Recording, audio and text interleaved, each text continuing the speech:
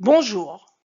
L'activité que je vous présente s'inscrit dans le domaine nombre et calcul du cycle 3, conçu pour une classe de CM2 en période 2. Elle a pour objectif d'introduire et de faire pratiquer l'algorithme de la division de deux nombres entiers, conformément aux attendus de fin de cycle.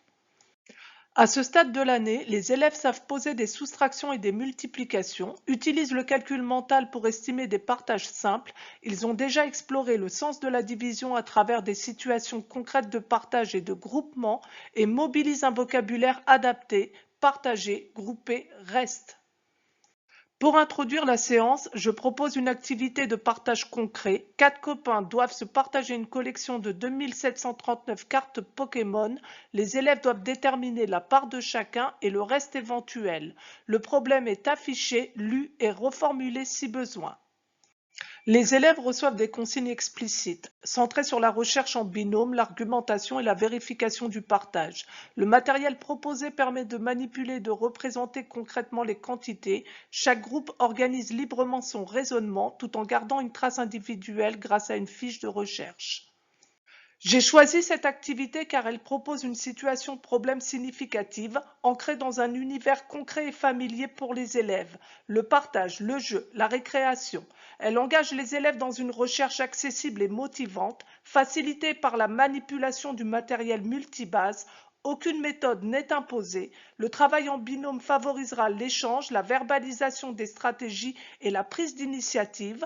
De plus, le nombre à partager n'est pas présenté sous sa forme chiffrée, mais décomposé en unités de numérotation. Ce choix renforce la compréhension de la structure du nombre et engage les élèves dans une répartition progressive, préparant naturellement l'algorithme de la division posée. Cette activité est facilement modulable, on peut ajuster la taille du dividende, varier le type de diviseur, introduire ou non un reste et proposer différents supports de travail. Le travail en binôme, la diversité des stratégies autorisées et un accompagnement renforcé pour les élèves fragiles permettent d'adapter la tâche aux besoins de chacun. Lors de la phase de recherche, les élèves mobilisent des stratégies variées, manipulation, schéma, essais numériques, estimation. Cette diversité reflète leurs différentes représentations de la division, que ce soit sous forme de retrait successif, de partage équitable ou d'ajustement progressif. Cette phase de recherche révèle des stratégies encore limitées, procédures longues, estimations imprécises, etc. Ces erreurs montrent un besoin d'organisation, de structuration et de clarté. La mise en commun aidera les élèves à en prendre conscience collectivement. Face à l'ampleur des quantités, leurs procédures spontanées s'épuisent, créant un déséquilibre cognitif qui justifie l'introduction d'un nouvel outil. Je m'appuie ici sur la démarche d'Arnaud et Lucas, claire et structurée. Ils décomposent le partage en multiplications successives et aboutissent à un résultat juste. Leur stratégie accessible à tous est très proche de la division posée. Nous analyserons ensemble leur raisonnement en nous demandant qu'ont-ils fait, comment mieux organiser cette méthode. C'est à partir de cette réflexion collective que j'introduirai l'écriture de la division posée, non pas comme une consigne imposée, mais comme une réponse construite ensemble.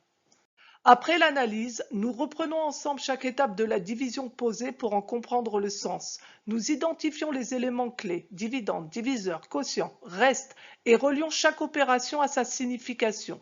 La trace écrite que nous construisons stabilise la méthode et aide chacun à expliquer sa démarche.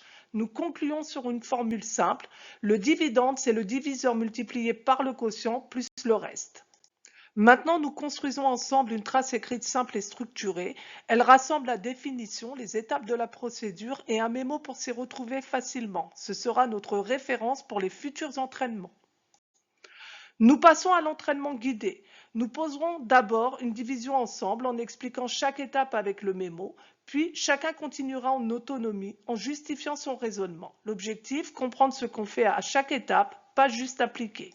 Cette activité ouvre sur des apprentissages plus complexes et des applications concrètes dans d'autres disciplines. C'est l'occasion de montrer aux élèves que la division n'est pas seulement une technique de calcul, mais un véritable outil qu'ils pourront réinvestir de façon utile et réfléchie.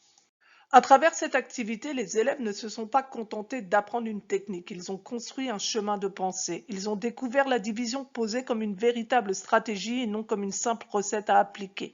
En manipulant, en tâtonnant et en échouant, ils ont bâti un raisonnement et posé un regard mathématique sur le monde. Ils sont devenus acteurs de leur propre savoir. Merci de m'avoir écouté.